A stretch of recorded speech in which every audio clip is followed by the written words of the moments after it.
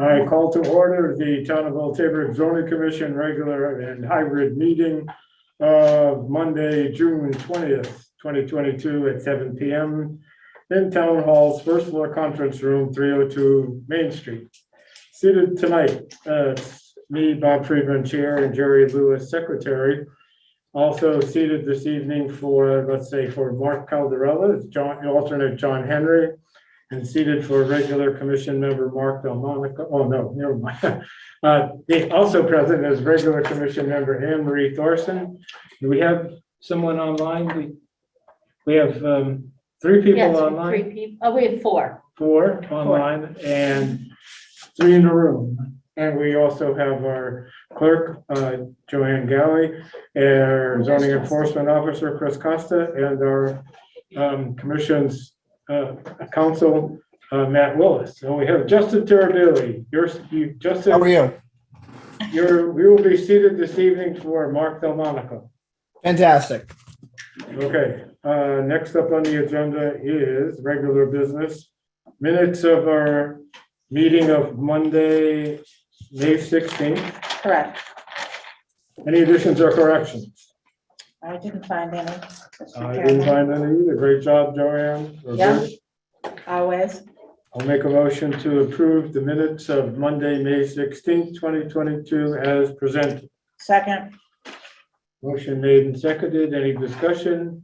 All those in favor of approving the zoning commission meeting minutes of Monday, May 16th, 2022 as presented, signify by saying aye. Aye. Motion carries 5 in favor, no abstentions, none opposed.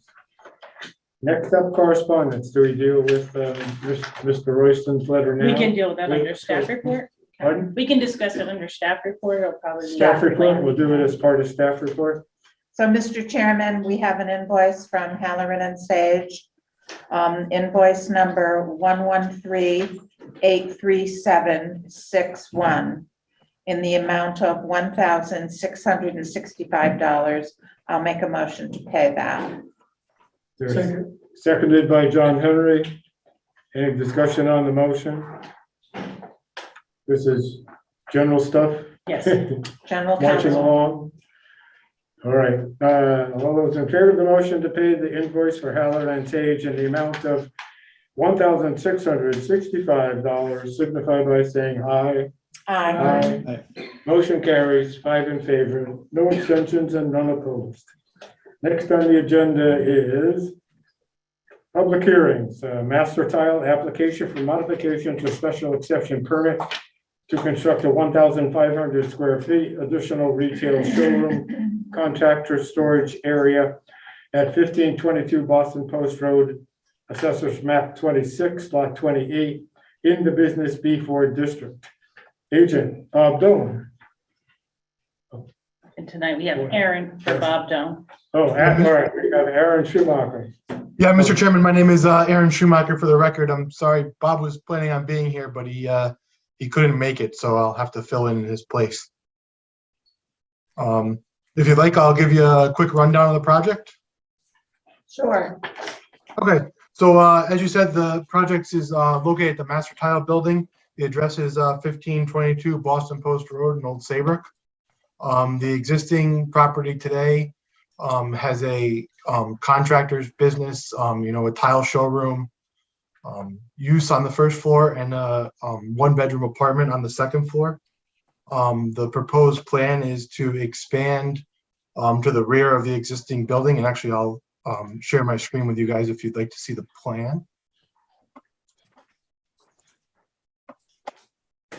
So this is the plan we prepared here. You can see the existing building is kind of in the center. The proposed building is to the kind of to the rear or the south of the existing building.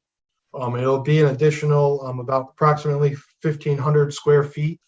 The first floor of the addition will be used to expand the tile storage area for the contractor's supplies and inventory for the showroom. The second floor will be used as a small office space. And then the existing building will remain with the existing apartment. We have gone through and gotten health approval. The Architectural Review Board has reviewed and approved the plan. And we've also received wetlands approval. We did submit some revised architecture kind of late in the afternoon today.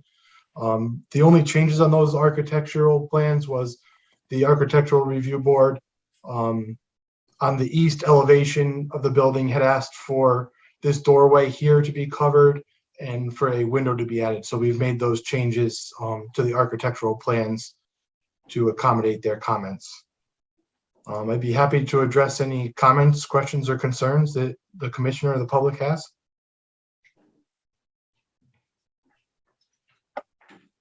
Let's see. Do you have any questions? Yes, well, on the B100A application, it existing structure, it has a line for residential and a line for non-residential. But I see there's an apartment here, so shouldn't both of them be checked? On the B100A application you're talking about? There's also residential on this property. So it seems Yes, that there's a one-bedroom apartment on the second floor. So the B100 is the proposed application. So Yeah. since the apartment is there and there's commercial there, the proposed application is a 30 by 54 addition. Okay. They're not proposing to modify the residential. All right, so that the residence is not new, so it's Correct. not, okay, that's one. The other one is on the zoning data table. That's on the site plan. Right here on the second page. There's a box regarding the height. And it's, well, it's on the second page. Yeah, it's on page 2 of 2. Yep. The box in the center of the paper above the WAC lighting box, it mentions the maximum height, 1, 2, 3, 4, 5, 6 item down, and it says you got less than 35 feet. Is there a number that goes with that, less than 35 feet? Yeah, so I can, the architectural plans. Pull up the max here. Excluding the cupola Let me- to the ridge line. Yeah, so the max building height is going to be 23 feet, excluding the cupola. And this, I realized after we submitted, this was on the previously submitted architectural plans. The ones we submitted this afternoon, these dimensions were omitted, so we will get that corrected. And on the 1, 2, 3, fourth line down, whoops, sorry, where'd it go? Fifth line down, maximum number of stories, according to section 24.4.1, regulations allow for 2.5. And it says existing and proposed at 2.5. I don't see 2.5 stories here. I see 2 stories. Yep, so we'll have 2 stories and then the peak of the roof here is all we'll have. So we should change those to 2. Okay, And on the agenda, we have numbers for the square footage of what is proposed that turn out to be 1,477 square feet. And I mean, that's close enough to 1,500 as it is in the agenda, but what is the number that goes with the additional square footage that is proposed? the additional, the exact number is 1,477 square feet, as you just said, Okay, of actual coverage. The gross floor area will be 3,240 square feet because there's that office on the second floor as well. this is, the existing apartment is there because of an action of the zoning board of appeals, is that correct? Yes, that's correct.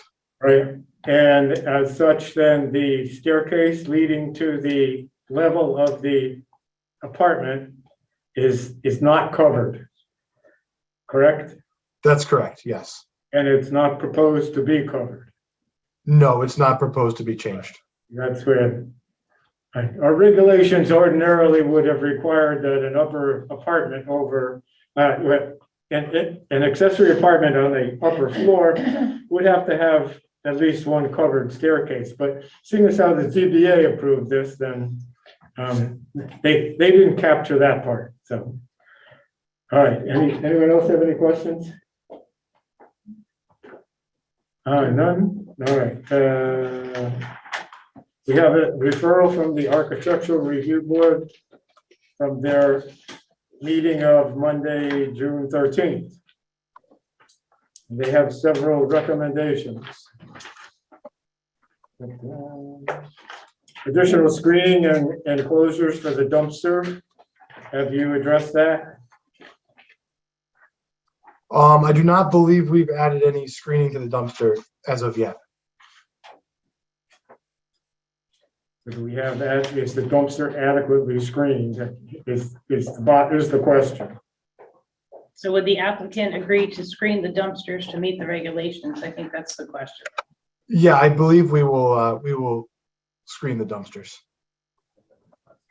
All right, number two, add an awning over the side door, east elevation, and a window to the left of the door. Has Yeah, that so been- that's those there? we've added to the plans. This is Okay. the east elevation that they're talking about here. The piece with the cupola is the existing building. The piece in the back here is the proposed building. So this will be the awning and this will be the window. And they recommend additional low landscaping. I've only seen one landscape plan, so it's the landscaping they're looking for on the landscape plan. I do not believe we've added any additional landscaping since their approval since their meeting last week. And the vegetable garden is to be removed, is that correct? Could you say that one more time? I missed the comment. He wants you to repeat that. The vegetable garden. There's an existing vegetable garden on the, what would that be, the west side of the property.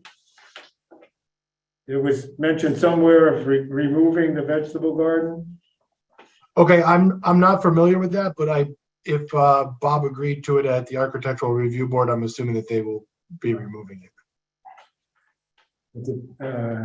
Or if the commission would like, I'm sure we can take care of getting that removed. All right. In the minutes of the Architectural Review Board, Monday, June 13th meeting, it said the lean-tos will be removed as well as the existing garden. And since it's not on the landscape plan, then we'll assume that the vegetable garden on the Westbrook side of the building will be removed.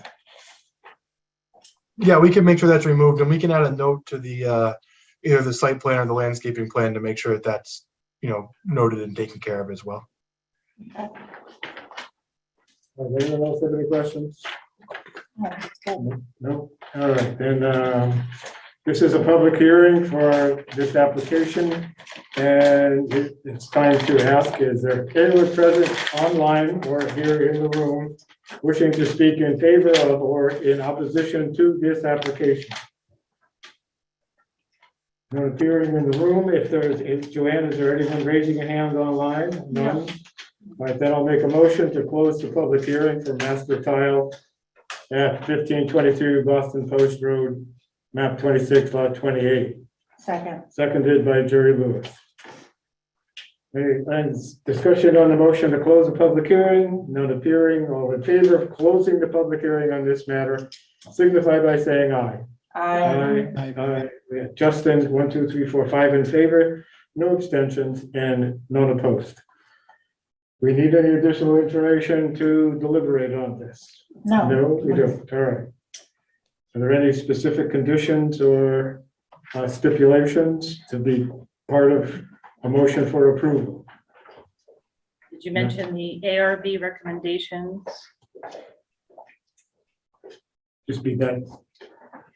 The ARBs, And to update the plan to show the correct height and stories. we need the height. Pardon? So the notes I took from your discussion were to modify the data table for the 23 feet, 2 stories. We've clarified it's 1,477 square feet. The dumpsters will be screened.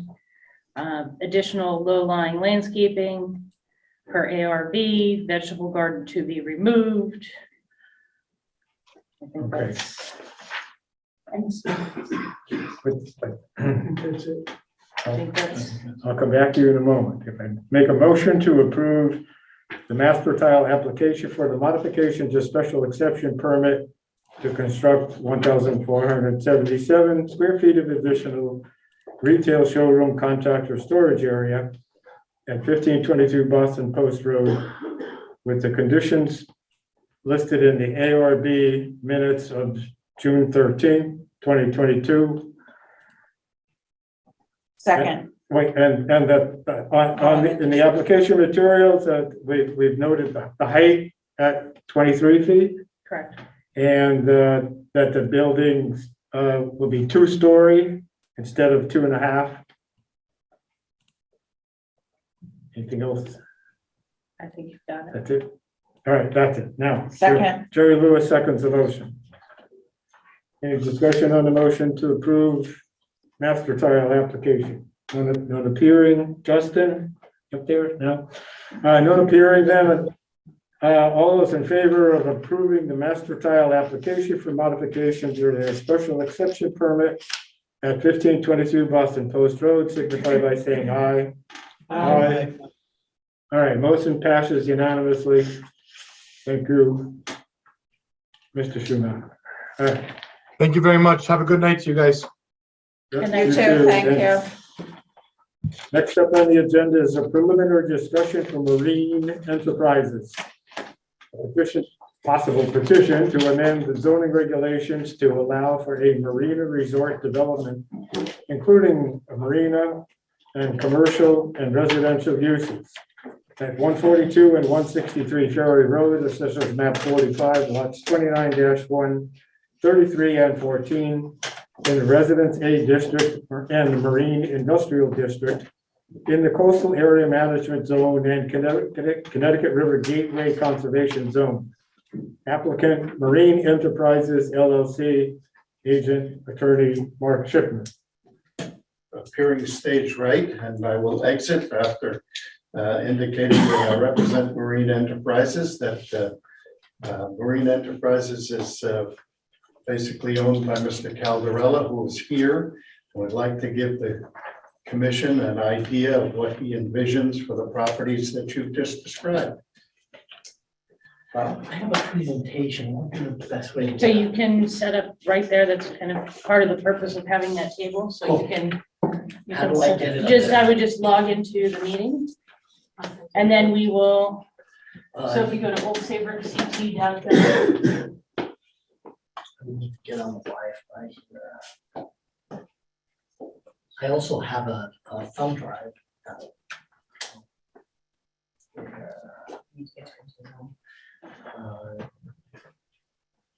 For-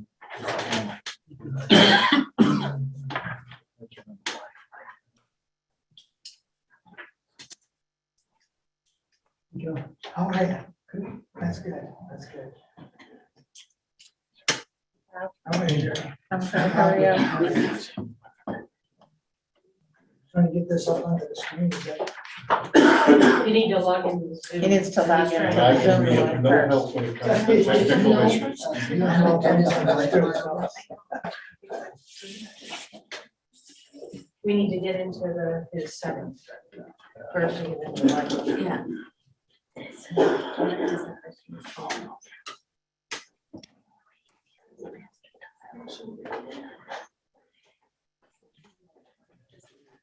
Mesh guess, OST. OSTH, Mesh private, No, OSTH. John Holland.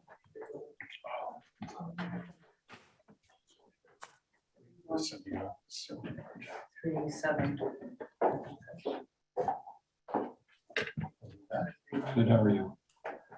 I'm here. Life is good. That's good. It used to be on the wall, someone took it down. OSTHMS guest maybe? No, you need the password. You're in the town hall. Try the next guy. Let's try that. 3139. Nope. Yeah.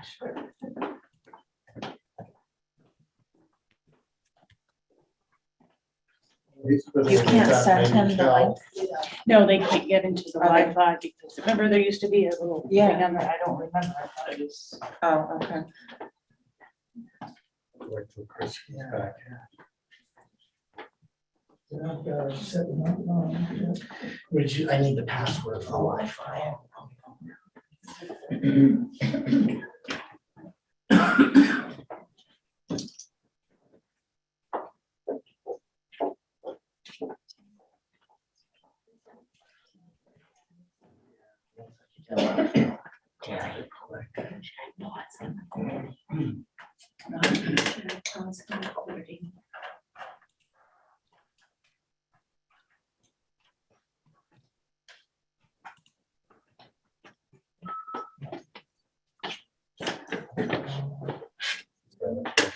I'm reading. Turn 3, 1, 2, 3.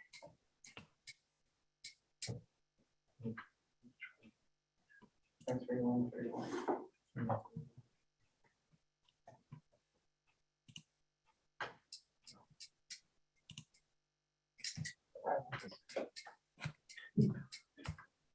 Top secret. Maximum security.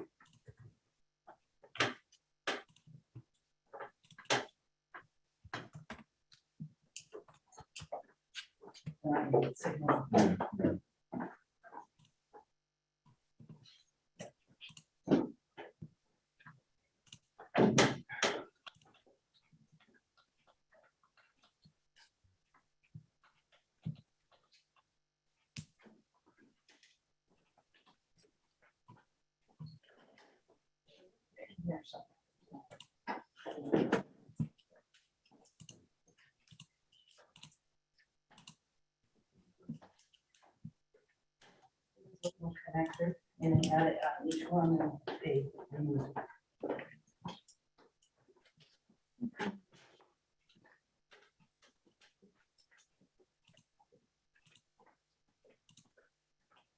On the wall.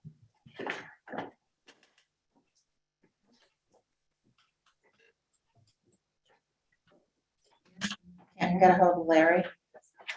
That's what I'm working on Can't now. be fine. No, he's not responding. I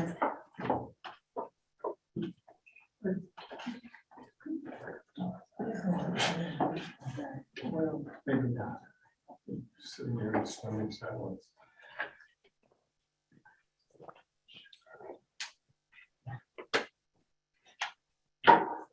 While we're waiting to see if anything comes on, Cal would like to Oh, do you say a want few us- words. Okay, let me. Wait, I'm get us- waiting. let us what resume time? first. I'm waiting. Okay. Go back. Do this, Training. it's the full phone number. Okay. 3127.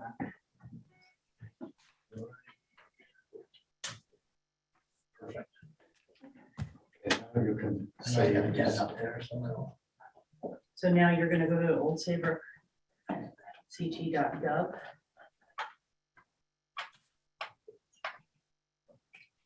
Working. Wait a minute.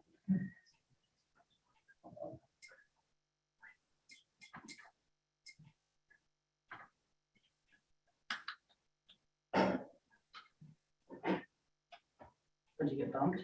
Yeah. All right, try this one and go 302.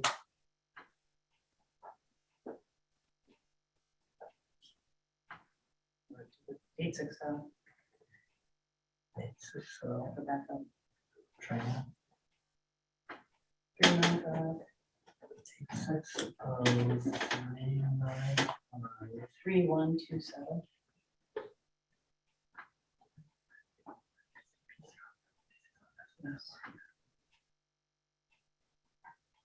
Connect to this network.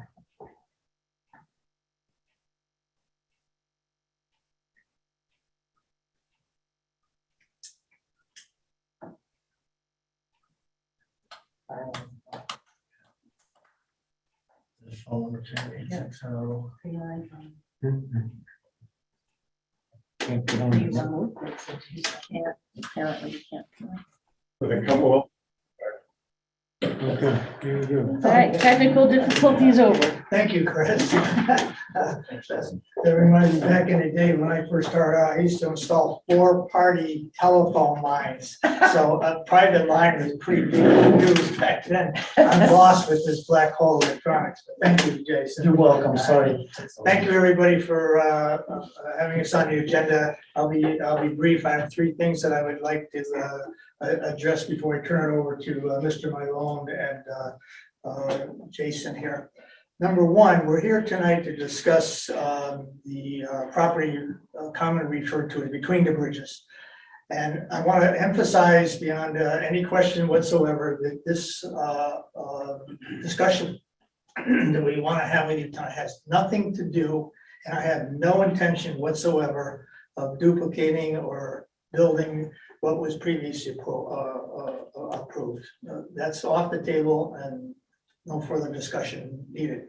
The second thing that I'd like to have you folks understand is I spent 5 years acquiring other pieces of property in order to facilitate and make available the concept that we want to offer to the commission tonight. And it took a lot of time, a lot of energy, a lot of creativity, a lot of aggravation, a lot of money, but we got that done. And the third thing, which is probably the most important, is that I've taken these years literally to go through a lot of concepts and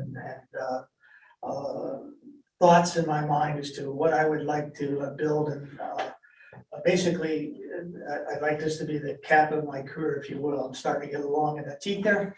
So I really want this thing to be a top drawer. With that, I came up and finalized that we really are going to be talking to you folks tonight, a concept of a destination resort for Old Saybrook. In the context of where many people leave here to go to shelter, to go to Block, to go to Greenport, to go wherever they may want to be, and enjoy all the facilities. We want to have those kind of facilities here, and we've acquired 25 acres to do that. In order to do that, you'll see that we need certain elements, but most clearly, what position I've taken here in working with Chris and Attorney Willis is that we want to be co-developers with the town of Old Saybrook. I want to come in and provide our thoughts, our concepts, our desires, and things like that. But what we really want to do is we want to work with you folks to put it together, create the mechanism by which, through a zoning process, we can make it happen. So we're not coming in and saying we want this, we want this, we want that, or whatever. That's not what we're talking about. Tonight is to show you our concept, hope that you will sign off on that concept and zero in on a mechanism by which we can accomplish the goal. So that's all I have to say. That's where I'm coming from. And now I'd like to turn this over to Mr. Malone from SLR, formerly Malone in the room, and his able assistant here, our expert on computers. Jason, okay? Hardly. You don't mind, I'll sit down. Sure, of course. Jason's not my assistant, he's my colleague. I'm a professional engineer. Jason's a licensed landscape architect, so we oftentimes collaborate on projects together, and that's what you have here, collaboration. Mhm. So as Cal said, and I've had a 40-year relationship with Cal, I'm proud to be here on his behalf, proud to be in Old Saybrook. We've done a lot of projects in Old Saybrook over the years, and I've done a lot of things with Cal, and he really is, he's been wonderful to work with, and he keeps his eye on the ball and has great instinct. So hopefully you'll be excited as we are about what the potential is here for this community and for everyone involved. So the team, of course, is Cal with his construction company, ourselves as the primary planning consultant. Craig Laliberti has done some architectural work on this in the past and will probably stay on in some way, shape, or form. And of course, you see Mark Shipman as the primary attorney for this. So this is just the general location where this site is to remind everyone. As Cal said, he's put together about 25 acres of land over here along this eastern side of the town on the west shore of the river between the railroad structure and 95. And it's really a unique location, and we think it's it really is of significance in the community as a whole, but also regional significance. It's probably one of the largest, if not the largest, waterfront parcel that's still available in Old Saybrook, and we see that as a responsibility as we look at it. Something that we want to, as Cal said, work with the town to make sure our vision for it is consistent with your vision. And we read the plan of development. We'll talk about that in a second. And we've worked on this extensively. We've seen previous applications. And we have a vision that we think is appropriate, but that's why we're here tonight, to discuss it with you and get your reaction to that. We know this is informal and everything is non-binding, but we're still here in that regard. So what we've acquired is a series of, I think, 5 parcels here. It's what was originally the Between the Bridges parcel, which is on both sides of Ferry Road. It's the waterfront parcel, which is, let's see if these acreages right, is about 5 acres. And that, along with that, is a substantial amount of bulkhead and about 280 plus slips that exist right now in various stages of I guess, soundness. And then on the west side, there's about 12.3 acres of land, which includes a wetlands parcel, which is about just under 6 acres, and an upland parcel, which is over 6 acres. In addition to that, Cal has acquired to the south, along the east side of Ferry Road, a tidal wetlands parcel, which is about 2.5 acres. And that may not seem important because it's tidal wetlands. What's he going to do with it? But we see it as critically important to bring this whole area together in a way that provides what we consider to be one of the most important things we can do right now, which is to provide public access. To the south of that is the town's Ferry Road dock parcel, which exists between the tidal wetlands and which is the south yard, which is the last piece of, which is about 5 acres in size and has about 117 slips associated with it. That is under control. That the south yard parcel includes the former powerhouse for the electric trolley. So together, that almost adds up to about 25 acres of land and a substantial amount of existing slips, a substantial amount of bulkhead, which is in various stages of repair. And as you know, the properties themselves are to a great degree underutilized and in need of a lot of attention. So we'll go through each one quickly with a couple of photographs. But before we do that, we'll go through the zoning, the properties and you're probably familiar with this, so I apologize if I go over things that you know already. But the parcels on the east side of Ferry Road are marine industrial, the west side Residence A, and of course the Connecticut River Gateway Conservation Zone actually extends over a good portion of the property into a couple hundred feet, I think, is into the Residence A district to the west side. As you know, much of the property is in floodplain. Just about a good portion of everything to the east side of Ferry Road is in floodplain, as is the tidal wetlands parcel in the on the west side of the rear of the west side of Ferry Road. So as we look at each piece, you can remember what's out there. This is the waterside parcel, which may be commonly referred to as Between the Bridges. As you know, over there's a substantial amount of bulkhead, which is in need of tremendous repair. It needs dredging, and needs of dock repair and improvement. And there's a number of buildings in there. Most of them are not in great condition. Some are in very poor condition. So it needs a lot of attention, and it's something that we're cognizant of. On the west side, the upland portion of that is used to a certain degree for boat storage. There's a couple of older homes over there that are used for various things right now. But for the most part, that is an underused parcel, undeveloped, and not providing any tremendous value to the area or the development itself or the region right now. This is the tidal wetlands parcel referred to earlier, which is kind of between the Bridges parcel and the town dock, butts up to the South Yard parcel. Beautiful area, and potential opportunity here to upgrade those wetlands. There's a lot of frags and things in there, and so we think there might be an ability to improve that area. But in any event, it's primarily tidal wetlands, floodplain, and is those who provide a lot of development potential, but we do think it's critical to the overall development. And then, of course, there's the town dock parcel, which takes an easement of access through the South Yard and comes down between the parcels. There's a handful of slips there. There's some upland area available for parking. And I don't know how much it's used now, but we think it's an opportunity to help the town improve that and make it even more accessible for use. And then the further south on the property is what we call the South Yard, which, as I said before, is about 5 acres of upland land, about over 100 slips, a few buildings.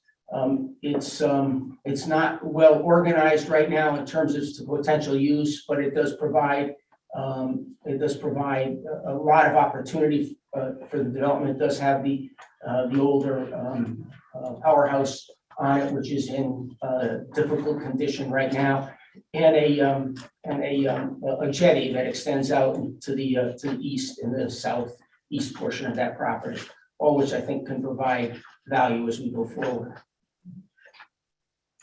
And then, of course, there's Ferry Road itself, which if you drive down Ferry Road, doesn't feel particularly exciting or appealing. We think there's an opportunity to create a streetscape here as you come through that really can provide value to the entire neighborhood. So this is our vision. You can take a moment to read it, to create a vibrant and exciting destination for boaters, tourists, and residents by balancing the Connecticut River and Long Island Sound-oriented uses that support the community and economic development. In addition to boating facilities and comprehensive marine support, which we'll show you are very important to us, Marina Village will offer residences, preserved open space, public access, shops and dining. Marina Village will reactivate the waterfront and bring new interest and investment to Ferry Point and the surrounding area. We started this vision with your own plan of conservation and development, which really gave us the foundation for our view of this.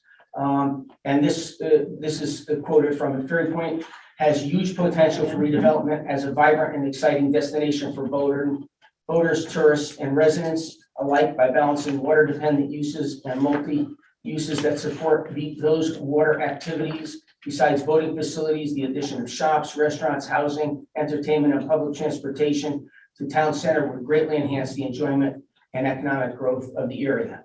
And we believe that's an appropriate kind of basis for the vision.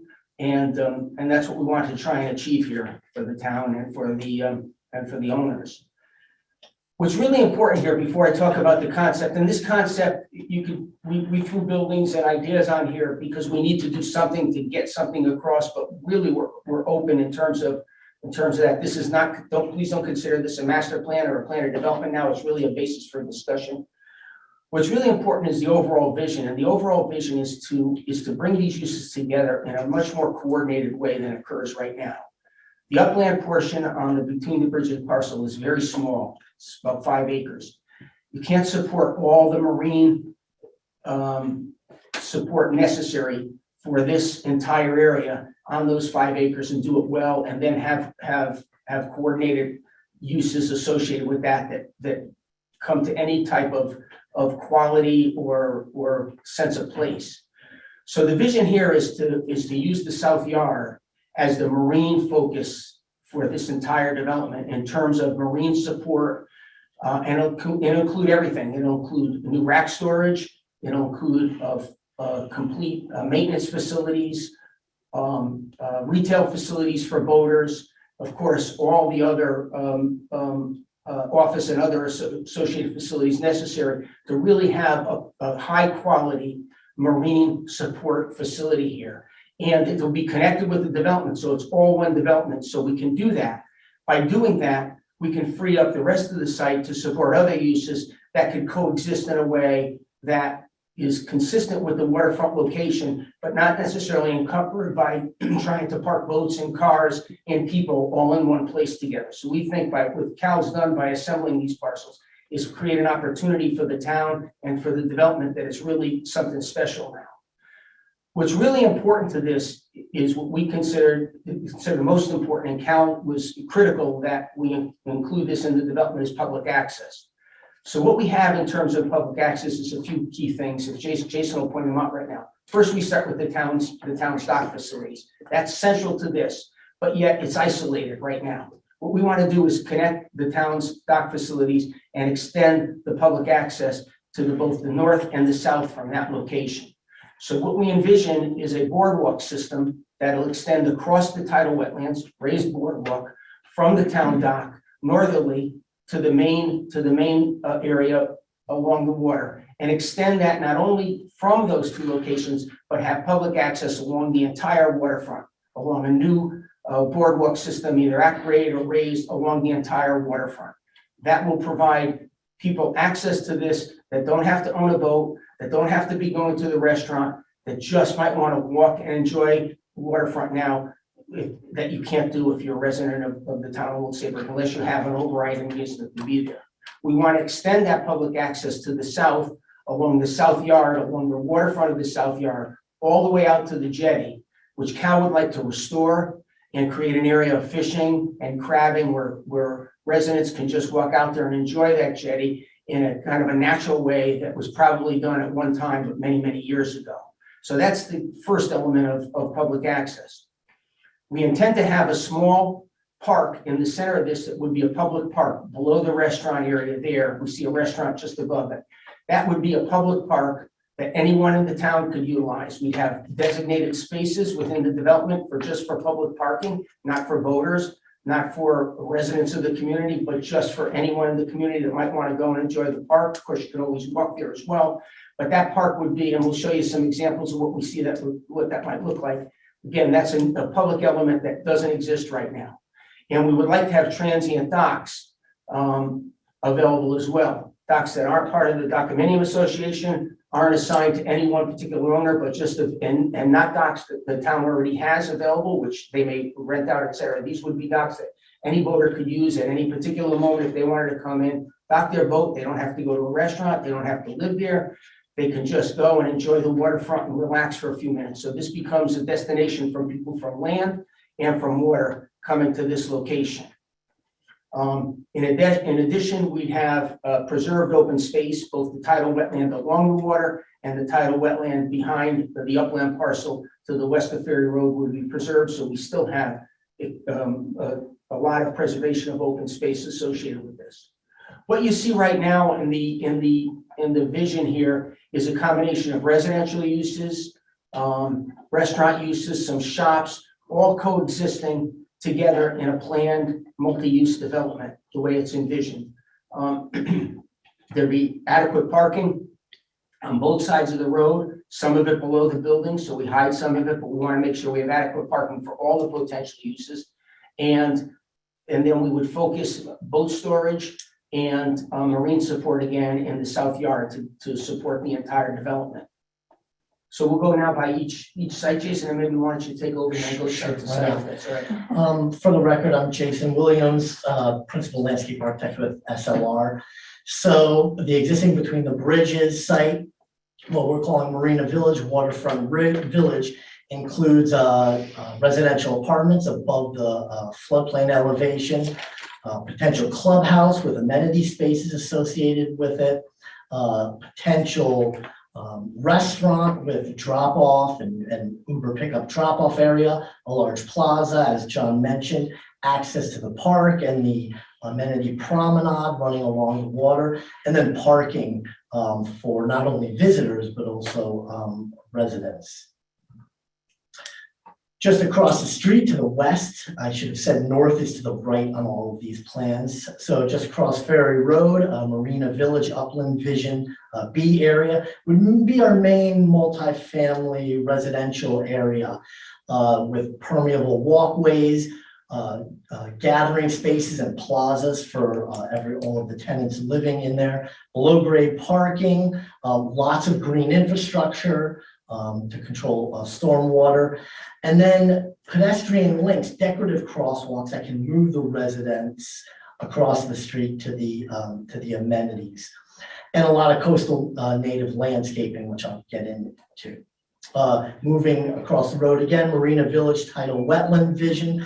The existing tidal wetland is just full of Phragmites, which from an outsider, you may say, oh, look at how beautiful this grass is. But if you know Phragmites and you want to go hang out in an area that's full of Phragmites, it's just a monoculture of plants, not really a tidal wetland that you'd see natively in New England. And so as part of this project, we'd be looking to manage that Phragmites, remove it, and restore this tidal wetland to a native New England tidal wetland.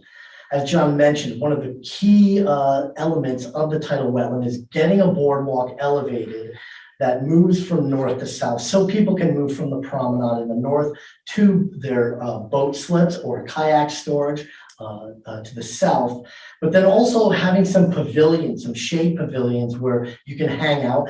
There may be educational signage for children to learn about tidal wetlands and migratory birds, which are using this area. Just to the south, Ferry Road Dock Vision. It's kind of a one-way dead end scenario currently. So we really think that we can improve the vehicular access and add parking to the ferry dock area, but also add amenities like a shade pavilion so you could sit and look over the water. And then also really, really important, creating that pedestrian link to the south yard and onto the jetty. On the south here, what we are calling the Marina Village Yachting Center, just sounds like that. It is a 5-star high-level yachting center that really is going to compete with other yachting centers in the region. Taking all of the existing marine support that is in between the bridges and moving it down to the south, reconstructing the jetty for pedestrian access.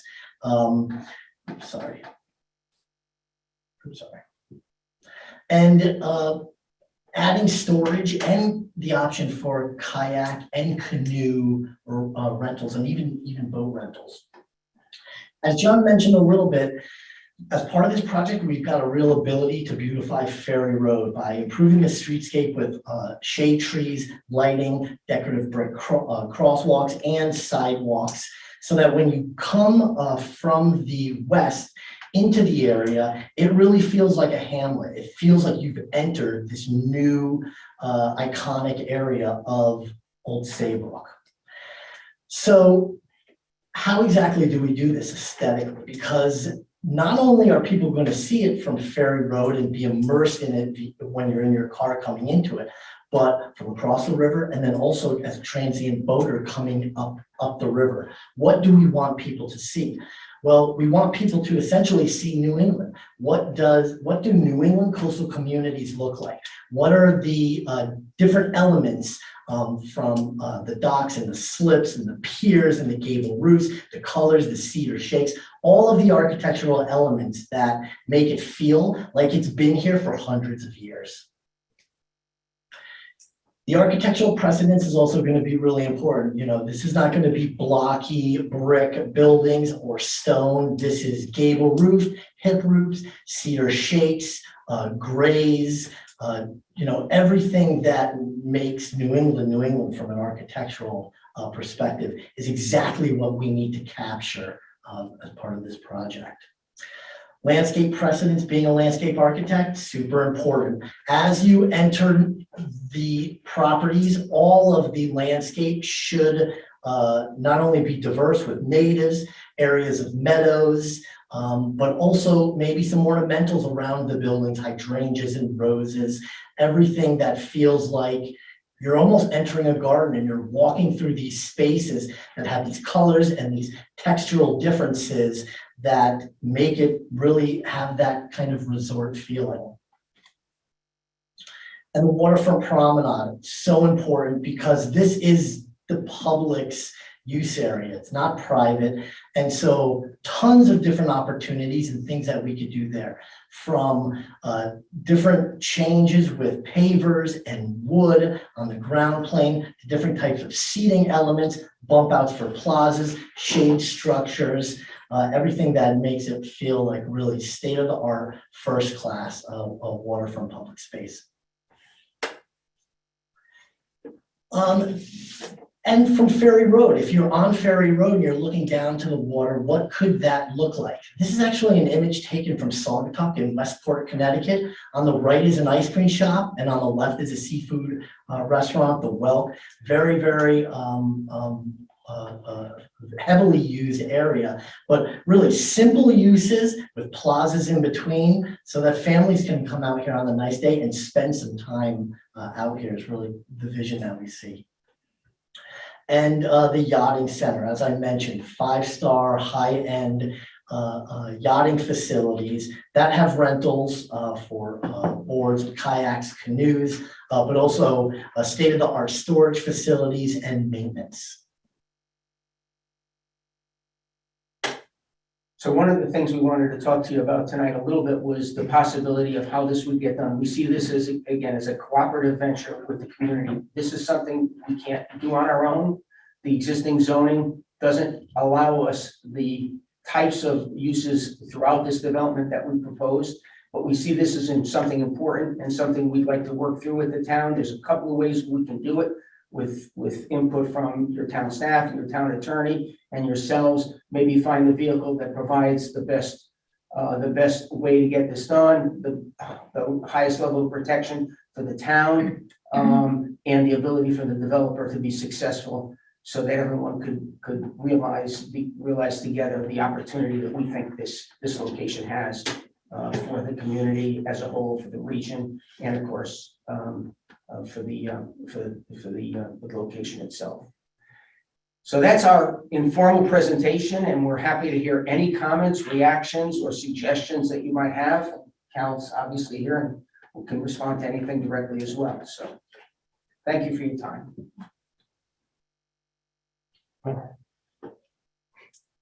There's a boardwalk promenade across the river at the DEEP site. I know.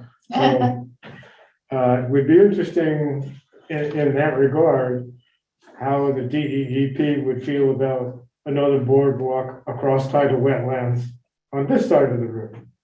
That's their jurisdiction. So even if we were to say, it sounds great, we would approve it, we don't get the final say, right? And the coastal jurisdiction line, wherever that is, that's where the DEP owns everything waterward. That's not for us.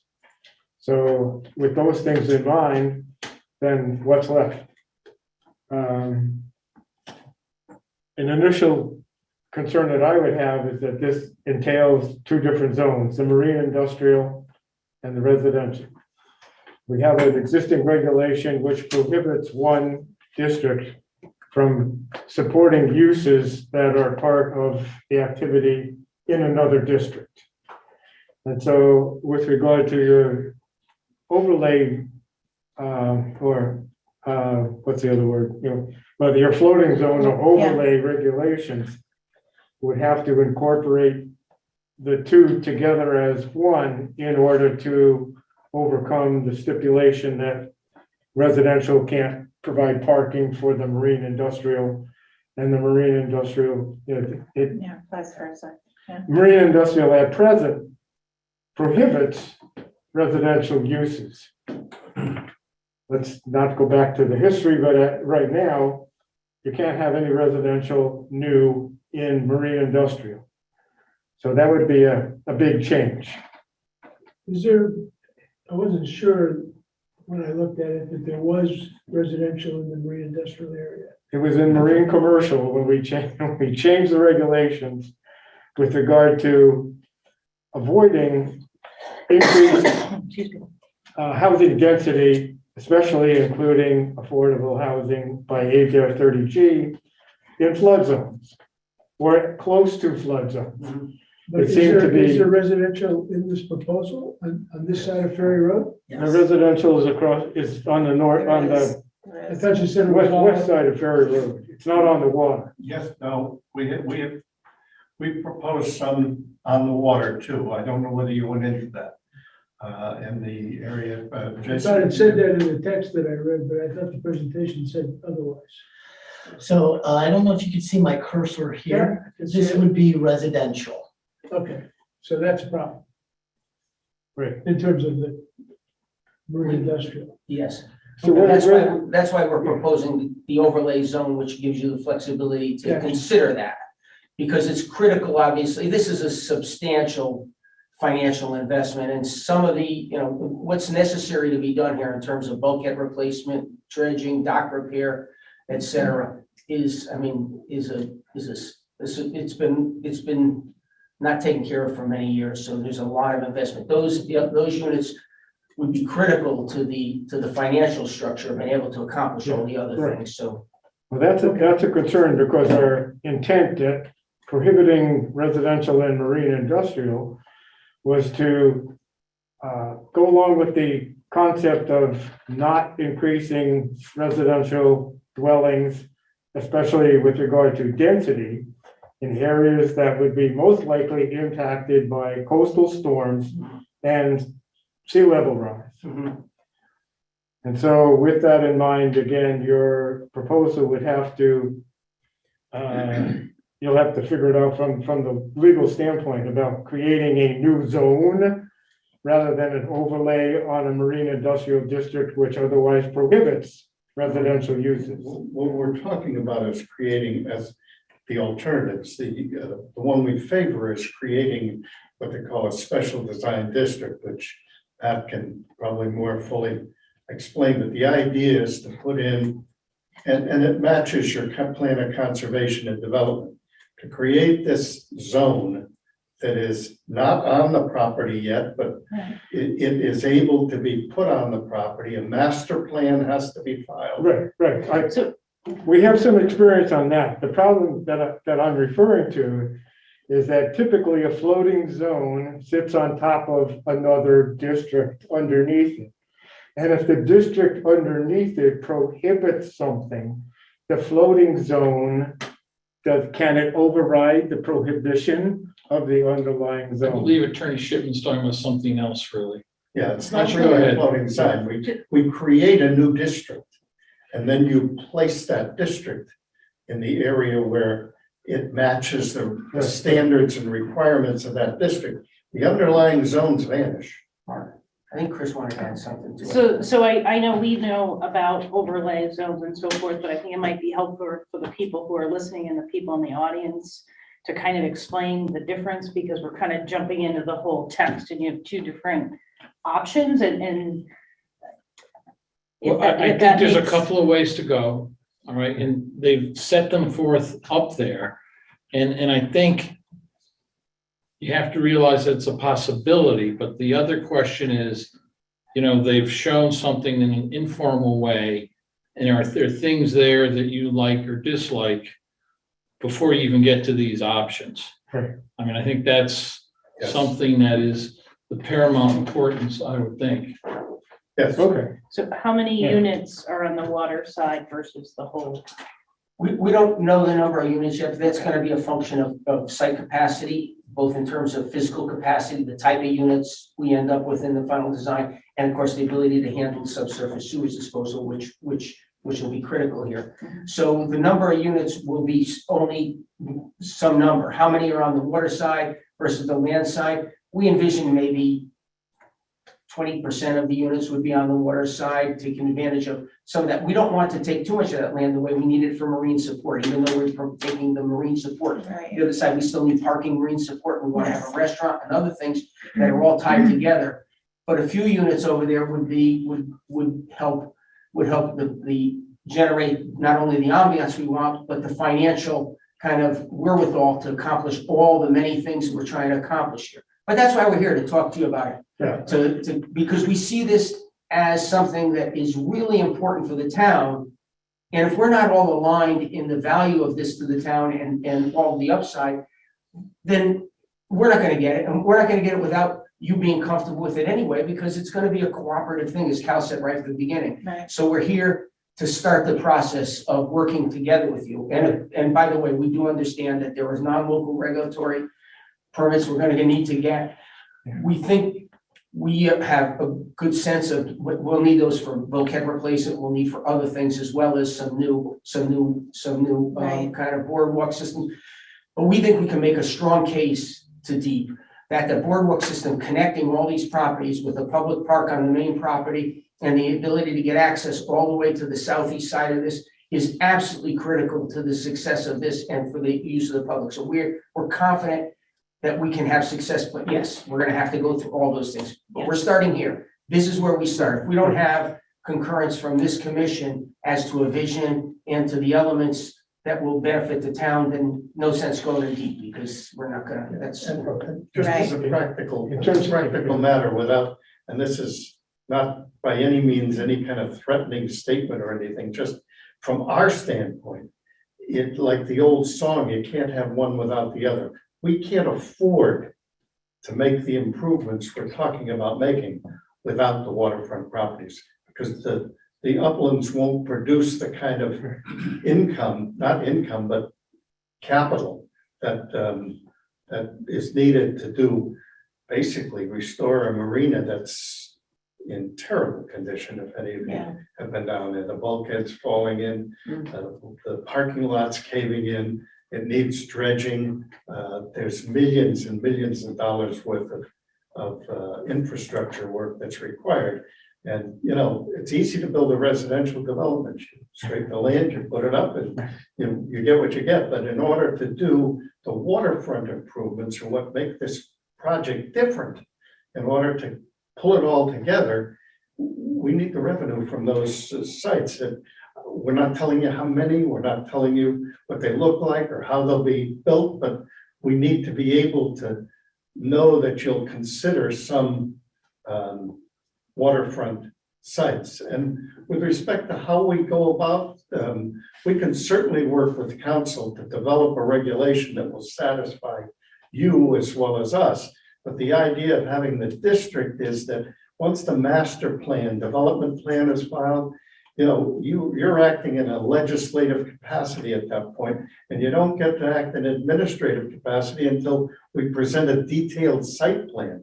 And then you get all the rights you have to access. But in the meantime, the development district will set standards for the development. And it won't be available to every waterfront property in Old Saybrook, because it's going to have a basis of size and waterfront. And it's got to be, in our view, a destination. And if somebody else can put together enough properties to do that, and you like where it is, they can take this and ask to be part of a design development district. But it's better than the coastal access overlay that we propose, because that's a one-time. We develop a site plan, we give it to you, you get a chance to comment on that as it goes. And if we meet all of the requirements of the statute and the regulations, there's not a lot of flexibility. This gives you a lot of flexibility.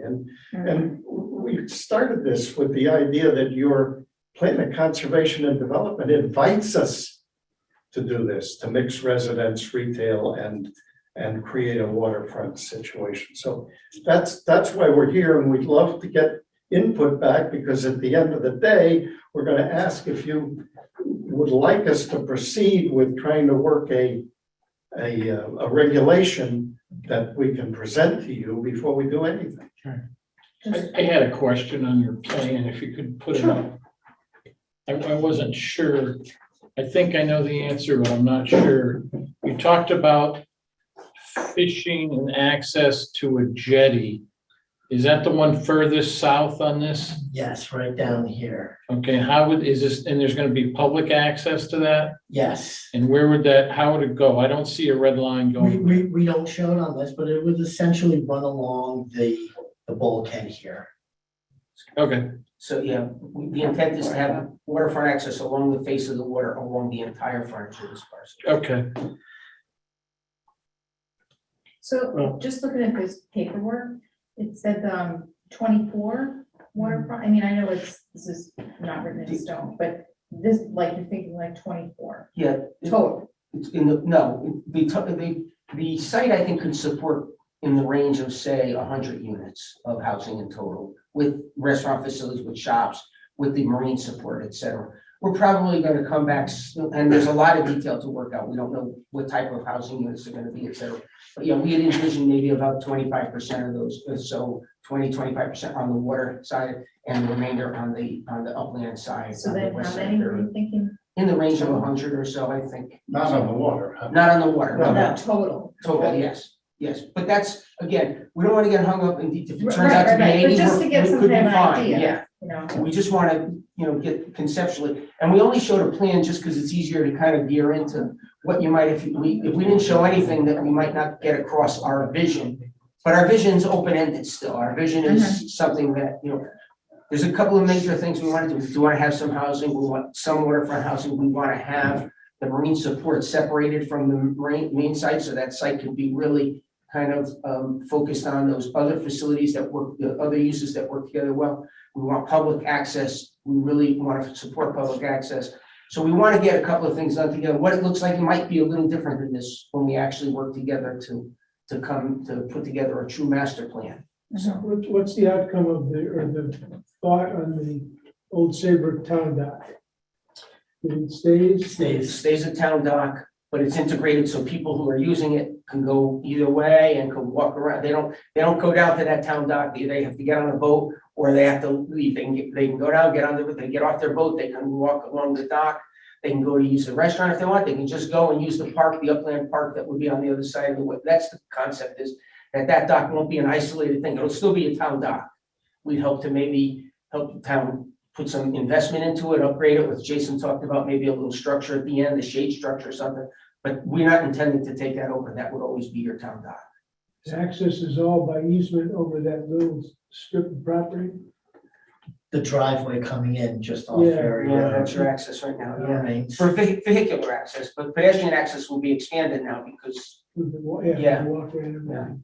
so would you make any improvements to Ferry Road? If you have a lot of housing units and restaurants and the traffic on that road? it could, we don't know the extent of those, but we do want to make it a little bit, as Jason said, a little bit more pedestrian friendly, as well as when you drive by, you want to feel like you're kind of driving through something. It will still be a public road, but it might not look like the other sections of Ferry Road. It might might be a little more pedestrian friendly and just have an appearance that you're in a kind of a special place.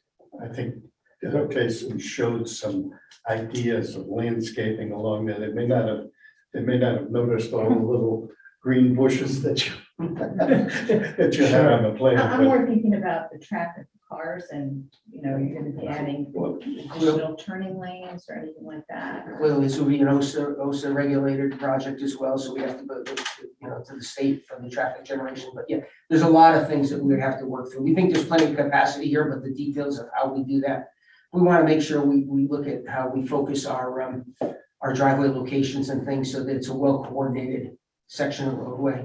And OSHA may require some improvements to the roadway. They might, we don't know yet. We don't know. We're at the early stages. We're here first, as we said, with the early stages, but our gut is we can accomplish all these things. There's a lot of details to work out. So conceptually, the appeal is apparent in terms of the appearance and Yeah. the increased use of the properties in total. Public access, certainly, water dependent uses, and the public access combination you have to sell that to DEP because they're not keen on uses that are not water dependent. Right. So that's a different sales pitch for you to do. But in terms of the value for this section of Old Saybrook, there is a certain degree of appeal to changing it from what it is there to the concept of what you've shown here. I think that's one of your basic questions is, yes, it's appealing at this point. Administratively, the procedures of the overlay or floating zone versus an actual zoning map change of the absolute zone without a floating zone on top of it, that's something to be worked out after, all right? That's how I see it. Yeah. Because what you had proposed on the slide with the two different possible administrative approaches, the development plan was the legislative portion that you mentioned, and yet at the same time, there at the bottom, it says a detailed site plan administrative action. That looks to me like, once you have the development plan in place, then it's site plan approval, yes or no, and that's administratively. While on the other side, I see bullet number 3 is special exception site plan application. So there's a big difference there in terms of how the zoning commission does things. Yeah. Works. It's not 2 bites at the apple, no, it's having the ability to make adjustments rather than a site plan is a checklist, And right? we have to provide a master plan for the district, which, basically tells you where things are going to be and what they are. And then within that master plan are the site plans that we present. But Right. to be clear, it's your decision. Yeah, And your staff will advise you as to what they're most comfortable with and what both of these will work in the end. If they're done properly. Right. And we're not gonna tell you which one, because we can't. It's Right. really your decision. You look to your own staff for guidance and advice. And we will, we'll be supportive of being able to accomplish together our vision for the property. These are 2 options. There may be others that the town staff and your town attorney might say, look, let's revise this. We're open to that.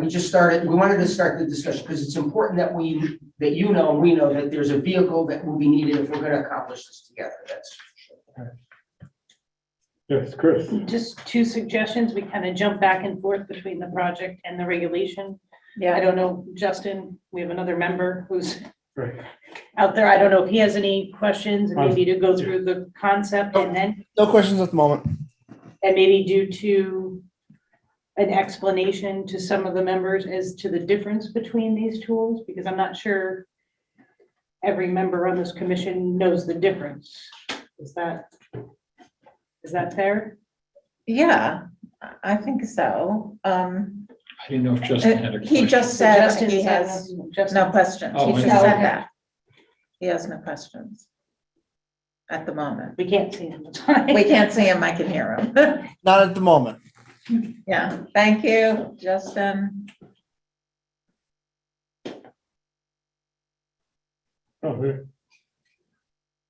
With all the pictures that you showed, except for one that appeared to have the highway bridge on the right, where it should have been on the left.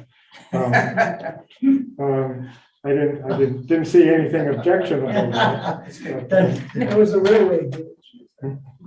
It's kind of funny that they have a. I was gonna say, maybe they know what a new Background as we- railroad as bridge we is would gonna have. look like. And it's I-95. We're happy to hear that at least, what we envision here seems to be something that you have some comfort level with, and, we've got a lot to work out, there's no question about it. so Chris, in Definitely answering your question, appealing. rather than go into great detail now, which would be more complicated than if we draft something, draft 2 alternatives and present them and let you, in other words, draft implementation options each way. One is a district and one is an overlay zone. And that way it's much easier to explain what the differences are than it is to stand here and try to, I think it's a good idea. and Right, I do too. sometimes there's a distinction without a difference in this situation. And Exactly. it's more flexibility than overall accomplishment. So let us show you that. And Matt will have good opportunity to go through it and say, oh, no, not that looked like something else. But the administrative concern regarding the regulations that might be adopted to accommodate the concept are such that, does it apply here and pretty much impossible anywhere else? Or does this apply to marine industrial with residential across the street, wherever that may exist? We don't want to create a situation where it's a spot zoning type thing, so we'll have to try to work on standards that it isn't impossible for somebody else to do it, but they may have to do the 5 years of work that Cal did to put together the parcels that could do it. Right. But we don't want to say it's only for this parcel, because then we'd have troubles from somebody that objected to it, so. Okay. So, If you will let us know that you think the concept, not the specific pictures or anything else, concept is all right, we will get to putting together some regulations and getting to Chris and Matt, and they can get them to you, and everybody can start marking them up. right, that sounds like the next That's- logical step. Yes, sounds great. Yes. Good. We really appreciate your listening to us and being proactive with us, and we're hoping you'll be proactive with us going forward, because it's really a town project. You're gonna create something that isn't here now, and it is in other towns, and it'd be nice for Old Saybrook to be able to compete. Right. Now, have you talked to, or maybe I'm suggesting you talk to harbor management about some of the access and It's a great idea. just because it's their. Because they're here. And Well, we think that Deep will like the idea that we're expanding the water-related uses by putting the boardwalk in rather than taking away from it. It's opening the water-dependent uses up to a larger number of people. So we think we've got an argument. Chris, is there other people in town, the economic development area that we should be talking to as well? Well, our economic development director was at the harbor management meeting, so she's here with a member. Hello. This is Jennifer Dunning. No, we definitely. And a member of harbor management. So we were talking about the discussion today, and I said, well, you should probably stop by after your meeting, so. Again, we didn't want to start getting, everyone wanted to make sure this commission had a chance to look at the overall vision first, and to the extent we got support on the vision, now we'll start working, drilling down on details and feasibility and things in a way that is more productive, but thank you, it's not, we felt we needed to start here, this was our start. You're right. So, Yep. We thank you. Thank you. You're welcome. Thank you. Thank you very much.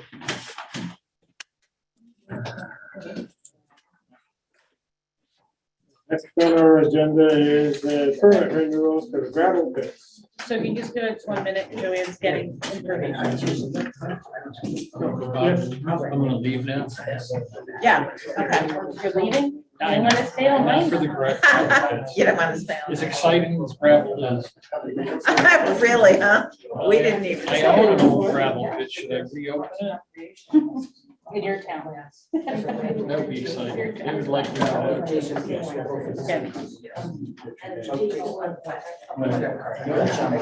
take a 5-minute recess and get, right? 2 minutes.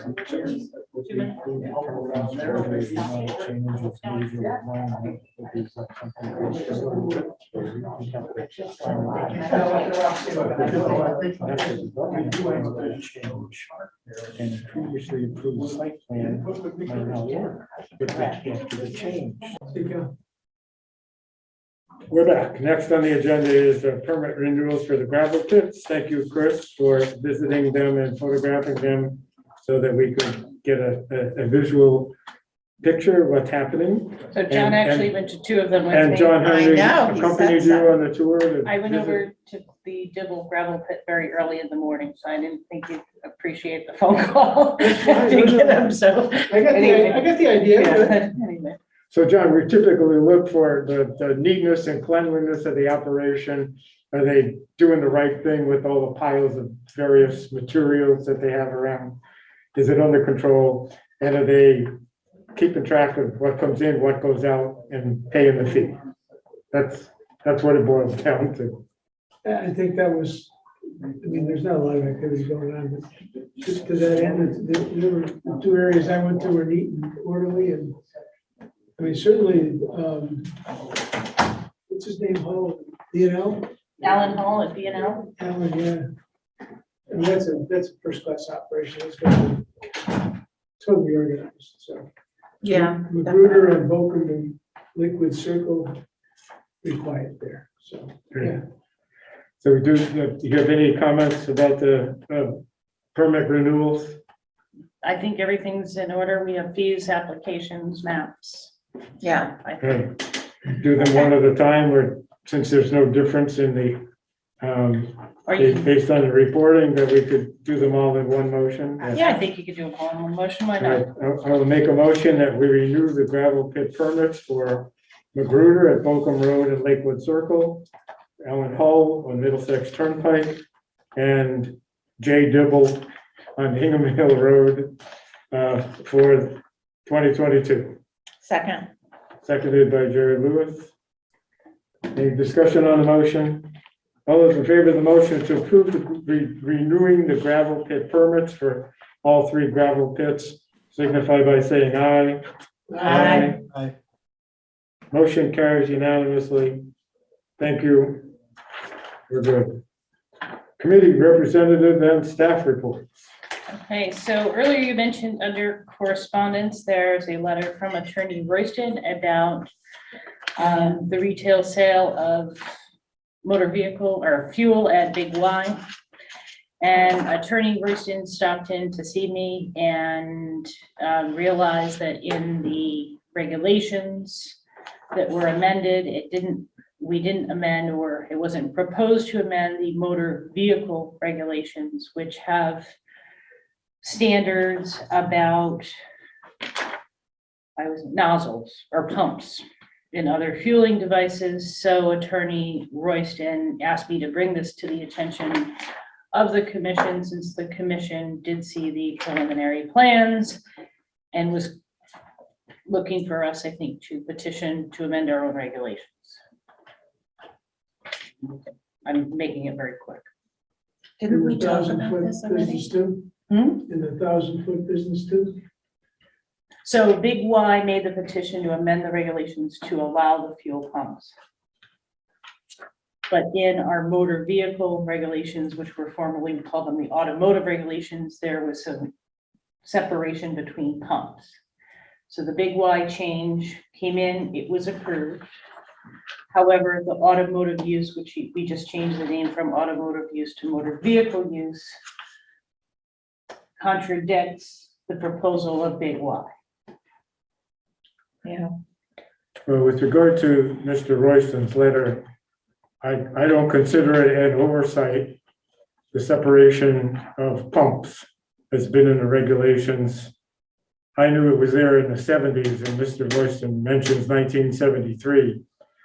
And when they proposed their text change for gas fuel pumps or whatever at Big Y, there's a portion of the Big Y property near Alta where they could meet the 1,000-foot separation from an existing pump at Food Bag, and they could do it.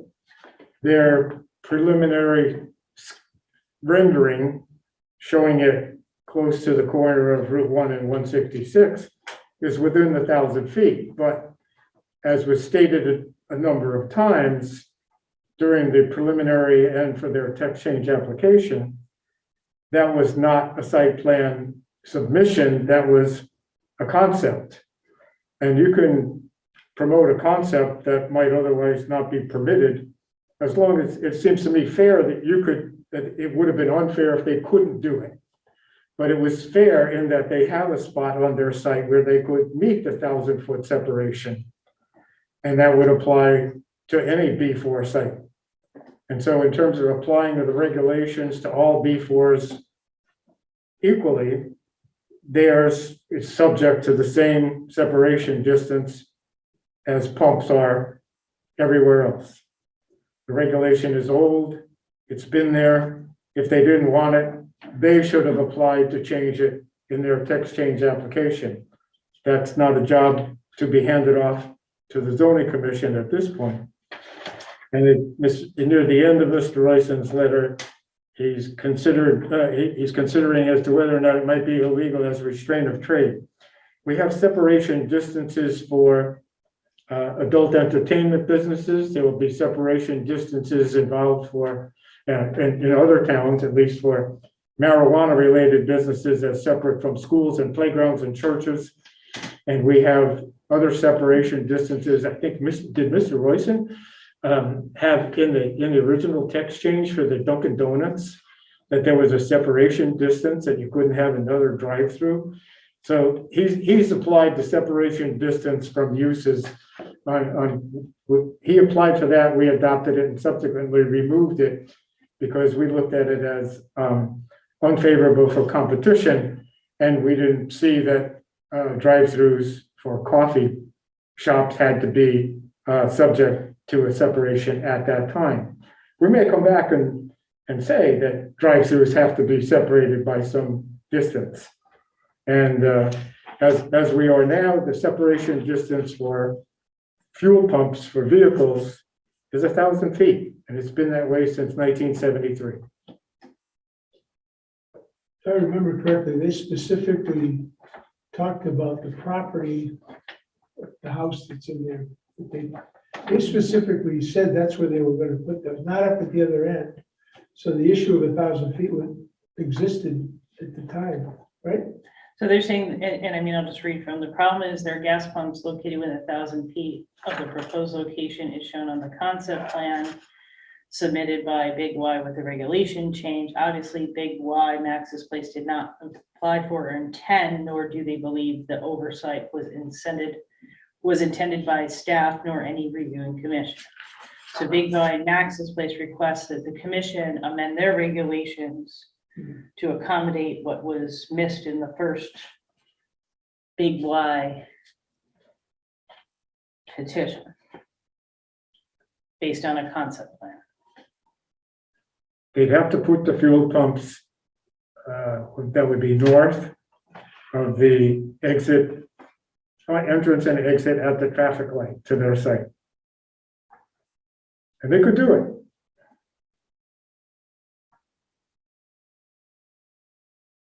So the question is this commission willing to amend the regulations for Big Y?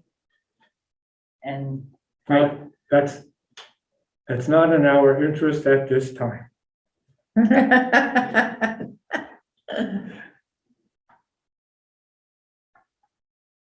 so the answer to the request Is is no, no.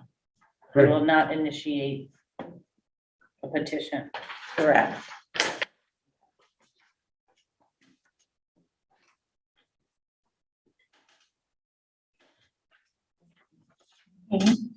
Talking about petitions, I'm working with the ARB because they have some concerns regarding the sign regulations. And they are going to petition the zoning commission to tighten up some of the regulations that they feel should be amended, because they feel that our regulations are pretty lenient. So that'll be coming your way unless you suggest that I have them come in for a preliminary discussion before they petition, or should they just petition? They're just going to submit their proposed text change from which we could modify it to be less restrictive than they suggest, or are they going to have a preliminary discussion? Well, that's what I'm asking. I think overall, as I've been going through the sign regulations and in discussions with the Architecture Review Board and Mark Brantz in different contexts, but I think at some point we need to revisit the sign regulations, because the more I'm really digging into it, it may need an overhaul. Especially. I think we mentioned that too, a while back. Yeah, we agree. I So- think so too. So the Architecture Review Board, it's gonna be a pretty big process to do this. So they would like to go forward with a few fixes until we can really sit down, and I think we would probably need to work with them. Signs are tricky and tough, and there's a lot of opinions about signs and types of illumination and so forth. You know, do you want illumination here? Do we, and I know we've in the past spent hours and hours and hours talking about Yeah, what the commission likes and dislikes. So maybe we could slate a full comprehensive change once things slow down, maybe in the fall or the spring. And in sure. the meantime, should I just kind of encourage them to go forward? Yeah, let them go forward Yeah, let's see what they're. and see what they present us. That's all. It's important that the definition section, which has 20 some odd definitions of signs, Mhm. has to be coordinated with the section in the 60s, 64, what section is signs? 64 signs. 64. Any new regulation changes would not create conflicts from the definitions to the regulations. Because that's not hard to do when it comes to signs. And don't forget, section 11, where there are signs that are prohibited. That also needs to be amended as well. Yeah, So okay. the Yes. other thing, the Connecticut River Gateway Conservation Commission, they've also revised their minimum standards and have sent some text to us to propose. I actually didn't bring it to you because I think it conflicts with some of our existing regulations. I think a lot of our regulations have always been tougher and more thorough. Mhm. So I did talk to Torrance and I'm taking a stab at rewriting something. So for example, we have a whole section in our regulations that talk about what's required in a site plan. And they want to add definitions of site plan and what's included in the site plan. And there's things that we have entangled in our 380 some odd pages that from using the regulations every day, I'm like, oh, well, I see why they want to do that, but I know so-and-so applicant is going to come back and say, this doesn't make sense.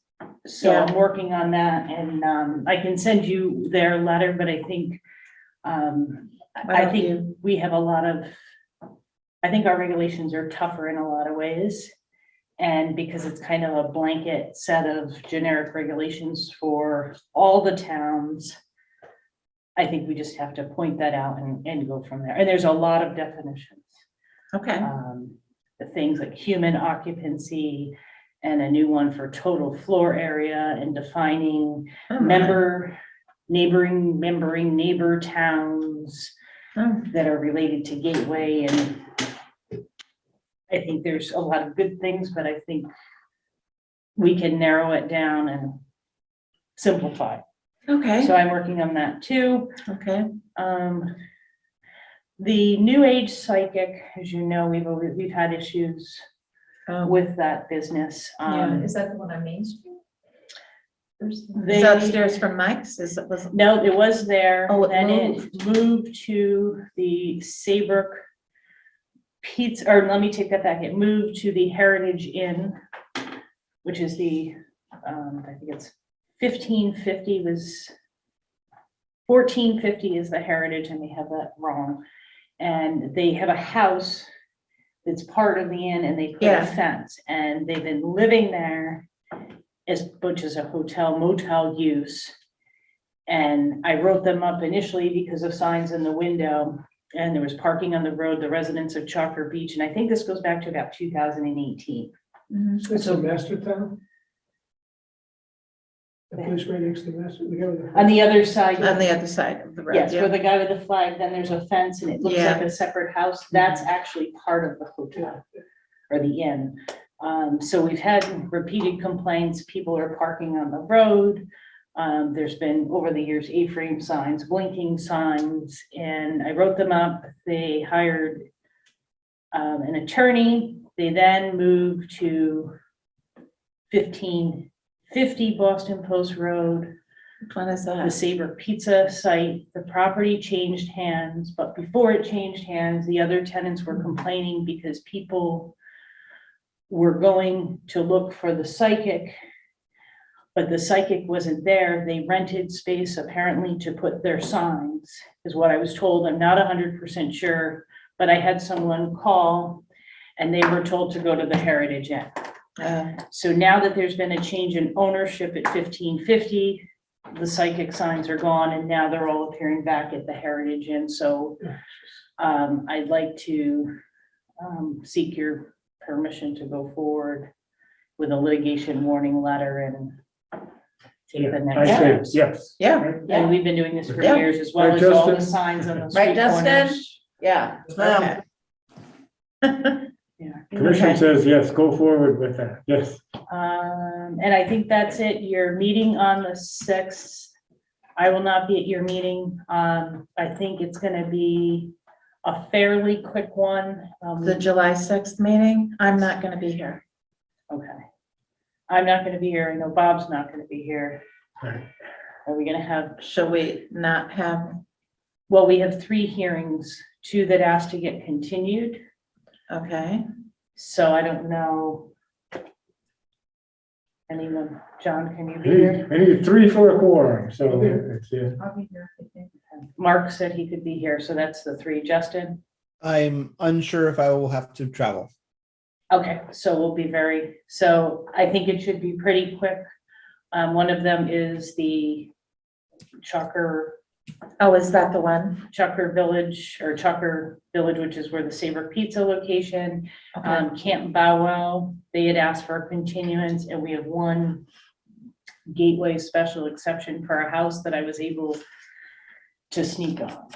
I think it should go fairly quickly. The affordable housing thing in Chalker Saber Village? Pizza one. Yes. Oh, the Sabre So they've Pizza. asked to continue, so I'm not sure, that may just go away. Camp Bow Wow, I'm not sure what's going on with that. They just keep continuing. Oh, okay. So I'm not sure, but I think you're gonna have at least one for that agenda, so okay. hopefully it'll be a quick meeting. Okay, we'll be here.